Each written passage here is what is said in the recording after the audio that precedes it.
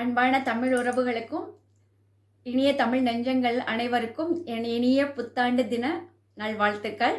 இந்த ஆண்டு சீரோடும் சிறப்போடும் உடல் நலத்தோடும் முழு ஆரோக்கியத்தோடும் நீங்கள் அனைவரும் வாழ எல்லாம் வல்ல இறைவனை பிரார்த்திக்கின்றேன்.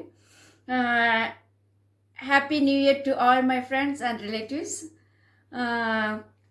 bonne fête, bonne année, bonne santé à tous les amis. Merci. அனைவருக்கும் வணக்கம். நாம் இன்றைக்கி பார்க்க போகிற டிஷ் வந்து லட்டு. ஸோ நாங்கள் வந்து கிறிஸ்மஸுக்காக லட்டு பண்ணுறோம். அதுக்கு என்னென்ன பொருள் தேவைங்கிறத பார்ப்போம் வாங்க. கடலை மாவு நான் வந்து இந்த கப்பில் ரெண்டு டம்ளரில் அளந்து வச்சுருக்கேன். ஸோ இதில் 2 டம்ளர்னால் 3 டம்ளர் ஜீனி அளந்து வச்சுருக்கேன். ஸோ இதுக்கு வந்து தண்ணி ஊற்றுறதுக்கு வந்து 1 டம்ளர் தண்ணி ஊற்றணும் பாகு காய்ச்சலுக்கு. அப்புறம் இது வந்து வெள்ளரி விதை, கிஸ்மிஸ் பழம், முந்திரி பருப்பு, நீங்கள் என்ன விருப்பப்படுறீங்களோ எல்லாமே போட்டுக்கலாம். அப்புறம் கொஞ்சம் ஒரு 3 ஸ்பூனு நெய் வேணும்.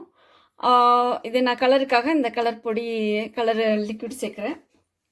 அப்புறம் இதில் வந்து ஏலக்காய் தூள் ரெடி பண்ணி வச்சுருக்கேன். ஸோ ஏலக்காய் தூள் கொஞ்சம். இது வந்து பச்சை கற்பூரம் நம்ம ஊரில் கிடைக்கும். ஸோ அந்த பச்சை கற்பூரம் வாசனைக்காக சேர்க்குறோம். அப்புறம் ஒரு ஸ்பூன் வந்து பேக்கிங் சோடா. அப்புறம் தண்ணி எடுத்து வச்சுருக்கேன். இது எதுக்குன்னு நான் அப்புறமா சொல்கிறேன். ஏன்னா இது ஒவ்வொரு தடவையும் வாஷ் பண்ணுறதுக்காக இது எல்லாமே செட்டாக எடுத்து வச்சிட்டோம்னா நம்மளுக்கு கொஞ்சம் ஈஸியாக இருக்கும். ஏன்னா வாஷ் பண்ணிவிட்டு உடனே துணியில் தொடச்சிட்டு அதில் வைக்கிறதுக்கு நம்ம எல்லாமே ரெடியாக செட் பண்ணி வச்சுருக்கேன். வாங்க நம்ம எப்படி செய்யறதுன்னு பார்ப்போம். இப்போ மாவு வந்து நம்ம வந்து ரெடி பண்ணுவோம். பேக்கிங் சோடா போட்டுட்டு தண்ணி ஊற்றி கொஞ்சம் தோசை மாவு பதத்துக்கு கலந்துருவோம். கலந்ததுக்கப்புறம் காமிக்கிறேன். இப்போ பாருங்கள், நம்மளுக்கு வந்து மாவு வந்து ரெடி ஆயிடுச்சு.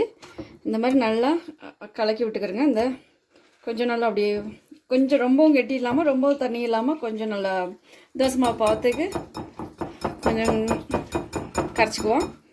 இப்போ இந்த பெரிய கரண்டியை போட்டு நம்ம வந்து எடுக்கலாம். அதுக்குள்ளே எண்ணெய் காய வச்சுட்டேன். ஸோ எண்ணெய் கொஞ்சம் ஓரளவுக்கு நல்லா மீடியம் சைஸில் காஞ்சிருக்கணும். ஓகேங்களா? இப்போ பாருங்கள், ஒரே ஒரு ட்ராப்ஸ் மாத்திரம் விட்டு பார்ப்போம். ஸோ இந்த நல்லா பொரிஞ்சு வர்றாங்க. ஸோ இது வந்து கரெக்டான பக்குவம். ஸோ இந்த டயத்தில் வந்து நம்ம வந்து எடுத்துருவோம், போடலாம். இப்போ வந்து போட ஆரம்பிச்சிருவோம். எடுத்துட்டு ரொம்ப தட்டணும்னு அவசியம் இல்லை, லைட்டாக அதுவே விழுந்துடும். ஸோ கடைசியில் அடியில் மாத்திரம் கொஞ்சம் தட்டிட்டு அதுக்கப்புறம் இதை வலிச்சு விட்ருங்க. வலிச்சு விட்டு பின்பக்கமும் வலிச்சு விட்டோம். மாவை வலிச்சுட்டு உடனே வந்து நம்ம வந்து இதில் வந்து கழுவிடணும். கழுவிட்டு அடுத்து இருக்குது, ஏன்னா அப்போ தான் கொஞ்சம் முத்த நம்மளுக்கு வந்து விழுகும். ஸோ அதனால் கரண்டி நல்லா கழுவிட்டு இந்த மாதிரி இதில் தொடச்சிருங்க. தொடச்சிட்டு அடுத்ததுக்கு நம்ம ரெடி பண்ணி வச்சுக்கிறோம்.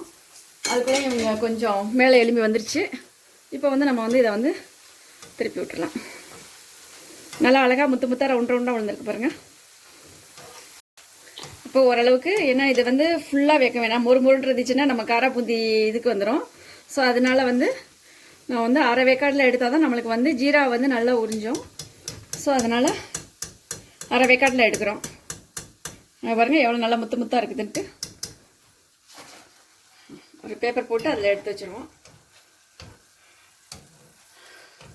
ஸோ அதே மாதிரி இது ஃபுல்லாக எல்லா மாவையும் ஊற்றி எடுத்துகிட்டு உங்களுக்கு காமிக்கிறேன்.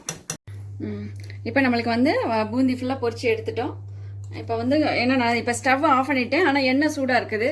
ஸோ அதில் வந்து கொஞ்சம் நம்மளுக்கு வந்து முந்திரி பருப்பு ஸ்டவ் ஆஃப் பண்ணதுக்கப்புறமே இது பண்ணுங்க, ஏன்னா ரொம்ப கருக வேணாம்.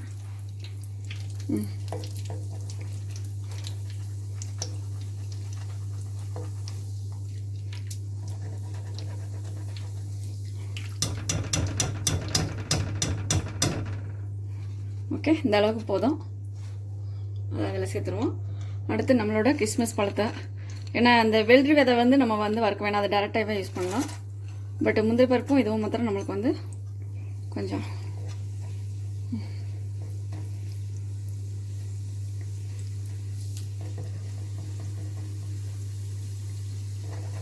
இந்த அளவுக்கு, ஏன்னா ரொம்ப கருகுனாலும் நல்லா இருக்காது. அதனால தான் இந்த மாதிரி ஸ்டவ் ஆஃப் பண்ணதுக்கப்புறம் இந்த கொஞ்சம் பொறுமையாக அது ஒன்றாவே போதும், நம்மளுக்கு வந்து ரெடி ஆகிடும். ஓகேவா? இந்த நல்லா புஷ்ஷுன்னு வந்துட்டாங்க. ஓகே, இந்த அளவுக்கு போதும். இப்போ இதையும் சேர்த்துடலாம். இப்போ வந்து பாத்திரம் வந்து அடுப்பை வந்து சட்டி வந்து அடுப்பில் வச்சுட்டேன். இப்போ நான் என்ன ஆன் பண்ணலான்னா ஜீனியை ஃபஸ்ட்டு போட்டுருவோம். ஜீனியை போட்டுட்டு ஏற்கனவே ஒரு டம்ளர் தண்ணி எடுத்து வச்சுருக்கோம். ஸோ அந்த தண்ணியை ஊற்றினா போதும்.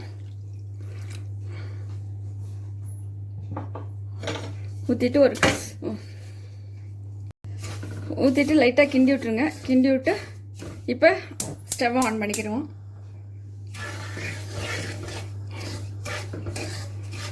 ஏன்னா நம்ம இந்த கற்பூரம் இது எல்லாமே இதில் தான் சேர்க்க போகிறோம். ஃபஸ்ட்டு கொஞ்சம் கரைஞ்சிடட்டும், ஜீனி கொஞ்சம் கரையிடும். இப்போ பாருங்கள், சர்க்கரை நல்லா கரைஞ்சி நல்லா கொதிச்சிருச்சுன்னா நம்மளுக்கு வந்து தொட்டு பார்த்தாவே போதும். கொஞ்சம் ஒரு மாதிரி நல்லா பிசு பிசுன்னு வருது பாருங்கள். இந்த பதம் இருந்தாவே போதும் நம்மளுக்கு. இந்த அளவுக்கு ஒரு சின்ன பிஞ்ச் அளவுக்கு இருந்தால் போதும். கற்பூரத்தை லைட்டாக நுணுக்கிட்டு அப்படியே போட்டு விட்ருங்க. ஓகே, அவ்வளோதான். அந்த இதுவும் போதும். அப்புறம் கொஞ்சம் ஏலக்காய் பொடி வந்து ஒரு அரை ஸ்பூன் போடுங்க. அரை ஸ்பூன் போட்டாவே போதும் நம்மளுக்கு. ஸோ நல்லா போட்டு கொதிக்க வச்சுருங்க. நான் இன்னும் கொஞ்சம் கலர் கூட சேர்த்துக்கலாம். ஓகேங்களா? ஓகே, இந்த கலர் போதும். ஓகே, இது கலந்து விட்டு ஆஃப் பண்ணிடலாம். அவ்வளோதான். இப்போ வந்து நம்மளுக்கு வந்து ரெடி ஆகிடுச்சு. ஸ்டவ் ஆஃப் பண்ணி வச்சுருக்கோம். ஸோ ஓரளவுக்கு நம்ம வந்து இது எல்லாத்தையுமே நம்ம வந்து இதில் வந்து போட்டுடலாம். வெள்ளரி பிஞ்சு விதை, கிஸ்மிஸ் பழம், அது முந்திரி பருப்பு, பூந்தி எல்லாமே போட்டுட்டு நம்ம வந்து இப்போ வந்து இந்த இதில் இது பண்ணிடலாம். ஒரு சிலர் வந்து ஆற விட்டு போடுங்க அப்படின்பாங்க. பட் நம்மளுக்கு வந்து இங்கே வெளிநாட்டில் இருக்க ஃப்ரான்ஸில் இந்த சைடு நம்ம மக்களுக்கு வந்து கிளைமேட் வந்து ரொம்ப கூலிங்காக இருக்கும். ஸோ இப்போ பாகுமே டக்குன்னு குளிர்ந்து போயிடும். அதனால கொஞ்சம் சூடாக இருக்கும் போதே போட்டுருங்க. அப்போ தான், இல்லாட்டினா கட்டி ஆகிடுவாங்க. ஜீனி வந்து கொஞ்சம் கிறிஸ்டலாக மறுபடியும் திருப்பி மாறுறதுக்கு வாய்ப்பு இருக்குது. ஸோ இப்போ எல்லாத்தையுமே போட்டுட்டு உங்களுக்கு காமிக்கிறேன். ஓகேங்களா? இப்போ நல்லா இதை மிக்ஸ் பண்ணி விட்டுருங்க. இன்னொரு 1/4 மணி நேரம் கழித்து மறுபடியும் திருப்பி கொஞ்சம் மேலே இருக்கிறதெல்லாம் கீழே வர மாதிரி, கீழே இருக்கிறதெல்லாம் மேலே போகிற மாதிரி நல்லா கலந்து விட்டிங்கன்னா அது எல்லா பக்கமுமே ஜீரா வந்து இழுத்து நல்லா வருவாங்க. ஏன்னா அதாவது ஒரு சிலர் சொல்லுவாங்க நல்லா ஜீரா ஆறுனதுக்கு அப்புறம் போடுங்க அப்படின்பாங்க. பட் நம்ம இந்தியாவில் ஓகே, இந்தியாவில் வந்து கிளைமேட் வந்து உங்களுக்கு 38 டிகிரி அப்படி இருக்கும். பட் இங்கே வந்து நம்மளுக்கு 4 டிகிரி 5 டிகிரி தான் இருக்குது. ஸோ அதனால நம்மளுக்கு உடனே கிறிஸ்டல் ஆகிடும். அதனால எப்போதுமே கொஞ்சம் சூடாக இருக்கையிலே போட்டுருங்க. ஏன்னா நான் ஏற்கனவே பண்ணி பார்த்தேன் அந்த மாதிரி இதில் கொஞ்சம் நம்ம ஊரில் பண்ணுற மாதிரி. ஸோ அந்த அளவுக்கு அப்படியே கிறிஸ்டலாகி அப்படியே நின்றுச்சு. என்னால் பிடிக்க முடியல. அப்புறம் மறுபடியும் திருப்பி ஹீட் பண்ணி அப்படி தான் பண்ணேன். அதனால தான் நான் இந்த மெத்தடில் பண்ணேன். இந்த மெத்தடில் கொஞ்சம் நல்லா வந்துச்சு. உங்களுக்கு இது வந்து கொஞ்சம் நேரம் ஊறட்டும். ஊறினதுக்கப்புறம் மறுபடியும் திருப்பி கொஞ்சம் நேரம் கழிச்சு, ஒரு 1/4 மணி நேரம் கழிச்சு இதை வந்து கிளறி விடுவோம். ஓகேங்களா? இப்போ நம்மளோடது பூந்தி வந்து ரெடி ஆயிடுச்சு. எப்படியும் ஒரு 1/4 மணி நேரம் அல்லது 20 நிமிஷம் தான் இருக்கும். ஸோ அதுக்குள்ளேயும் ஒரு 2 தடவை நான் கிளறி விட்டேன். ஸோ அந்த மாதிரி ஒரு இடையில கொஞ்சம் கிளறி விட்டிங்கனாவே போதும், நல்லா சாந்துடும். ஒரு சிலர் வந்து இதை வந்து தூளை அரைச்சி கூட போடுவாங்க கொஞ்சம் பிடிச்சி வர்றதுக்காக. நான் வந்து முழு பூந்தியாக தான் சேர்ப்பேன். அப்படி வேணுங்கிறவங்க இதில் கொஞ்சம் ஒரு கைப்பிடி மாத்திரம் எடுத்து அரைச்சி கூட நீங்கள் போட்டுக்கிறங்க. ஏன்னா நான் இந்த இதை அப்படி குத்தி உடையிலே அதிலே எனக்கு வந்துடும் தான். அதனால நான் வந்து மேக்ஸிமம் அரைச்சி போட மாட்டேன். இப்போ வந்து நம்ம வந்து உருண்டை பிடிக்க போகிறோம். அதுக்கு வந்து ஃபஸ்ட்டு கொஞ்சம் நெய் ஒரு கொஞ்சம் எடுத்துட்டு கொஞ்சம் கையில் அப்ளை பண்ணிக்கிறோம். ஓகேங்களா? ஒவ்வொரு இதுக்குமே கொஞ்சம் நெய் பிடிச்சோம்னா நல்லா அந்த நெய் வாசனையோடு இருக்கும். ஓகேங்களா? இப்போ வந்து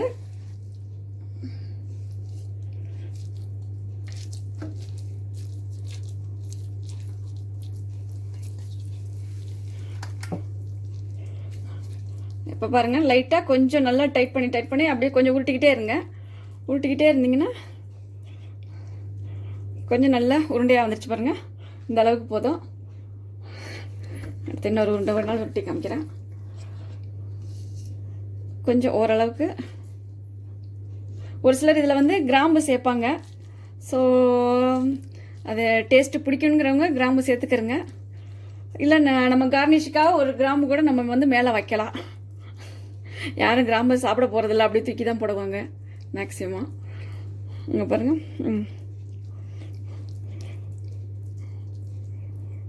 ஓகே, இப்போ நல்ல உருண்டையாக வந்துருச்சு. எவ்வளோ அழகாக வந்திருக்கு பாருங்கள். சூப்பராக இருக்குது. நல்ல வாசமும் நல்லா, ஏன்னா அந்த பச்சை கற்பூரம் இதெல்லாம் நல்ல வாசனை கொடுக்கும். ஸோ எல்லாம் கலந்து நல்ல வாசனையாக இருக்காங்க. ஓகே, நம்ம இப்போ நம்மளோட சுவையான லட்டு ரெடி ஆயிடுச்சு. நல்லா எவ்வளோ நல்லா அழகாக ரவுண்டாக வந்திருக்கு பாருங்கள். ஸோ 2 கப் மாவுக்கு எனக்கு கிட்டத்தட்ட 40 பீஸ் கிட்ட வந்திருக்கு. நீங்களும் செஞ்சுட்டு ட்ரை பண்ணிவிட்டு சொல்லுங்கள் எப்படி இருக்குதுன்னு சொல்லிட்டு அடுத்த எபிசோடில் சந்திப்போம். அதுவரை நன்றி, வணக்கம்.